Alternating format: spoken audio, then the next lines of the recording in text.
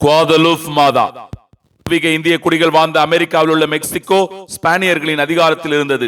அங்கே குவாதலூப் என்ற கிராமத்தில் அன்னை மரியாள் புனித யுவான் டியேகோவுக்கு 4 முறை காட்சியளித்துள்ளார். முதல் காட்சியில் அன்னை அங்கே ஒரு ஆலயம் கட்ட பணித்தார். அதை மெக்சிகோ நகர ஆயரிடம் தெரிவித்த போது அவர் நம்பவில்லை. மீண்டும் யுவான் அன்னையை சந்தித்த போது ஆயரிடம் தன் எண்ணத்தை திரும்பவும் தெரிவிக்க கோரினார்.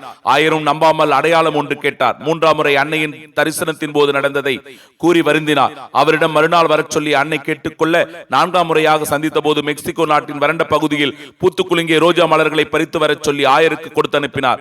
அன்னையின் சொற்படி எவருக்கும் காட்டாமல் மறைத்து எடுத்துச் சென்ற மலர்களை கொடுத்த போது யுவானின் மேலாடையின் உட்பகுதியில் அற்புதமாக வரையப்பட்டிருந்த அன்னையின் ஓவியத்தை கண்டதும் ஆயர் உட்பட அதை கண்ட அனைவரும் வணங்கினர். யுவான் காட்டிய இடத்தில் அன்னைக்கு ஆலயம் எழுப்பப்பட்டது. அன்னையின் புதுமைகள் நிகழ்த்தப்பட்டன.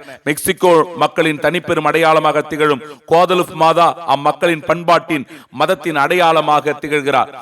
திருப்பயணிகள் தரிசிப்பதில் உலகில் 3வது புண்ணிய தலமாக குவாதலூப் விளங்குகிறது. ஆண்டுதோறும் டிசம்பர் 12ஆம் நாள் அன்னையின் விழா சிறப்பிக்கப்படுகிறது. இயேசுவுக்கே புகழ், இயேசுவுக்கே நன்றி, மரியே வாழ்க.